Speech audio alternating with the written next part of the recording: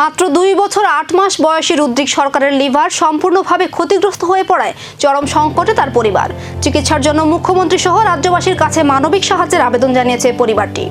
উষাবাজার বৈশ্যপাড়া এলাকার রাজীব সরকারের ছোট ছেলে রুদ্রিক সরকার গুরুতর অসুস্থ অবস্থায় বর্তমানে জীবন মৃত্যুর সন্ধিক্ষণে রয়েছে বলে জানা গেছে।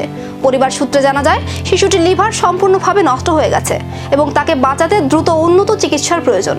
এই কঠিন পরিস্থিতিতে পরিবারের পক্ষ থেকে মুখ্যমন্ত্রী সহ রাজ্যবাসীর কাছে মানবিক সাহায্যের আবেদন জানানো হয়েছে। পরিবারের দাবি, দ্রুত চিকিৎসার ব্যবস্থা না হলে পরিস্থিতি আরো জটিল হয়ে উঠতে পারে। মূলত সমস্যা হলো, আমার ছেলের নাম হয়েছে রুদ্রিক সরকার, আমার নাম রাজীব সরকার। আমার ছেলের বয়স হইল 2 বছর 8 মাস। আমরা বাড়ি হইল উষাবাজার বৈশ্যপাড়া। মূলত ঘটনাটা হইল, আজকে থেকে 5 মাস আগে আমার ছেলে পোলিও খাইছিল।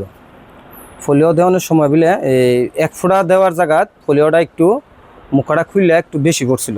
তো বেশি পড়ার পরে আমার ওয়াইফ কইছে যে এই ম্যাডাম পোলিওটা একটু বেশি পড়ছে, তো বাচ্চার কোনো সমস্যা হইব না।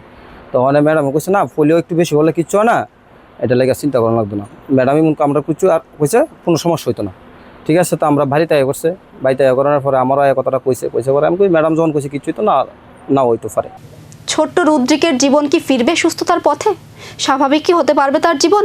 আর সাহায্যের হাত কি বাড়াবে রাজ্যবাসী? এখন সেদিকেই তাকিয়ে পরিবার ও প্রশাসন।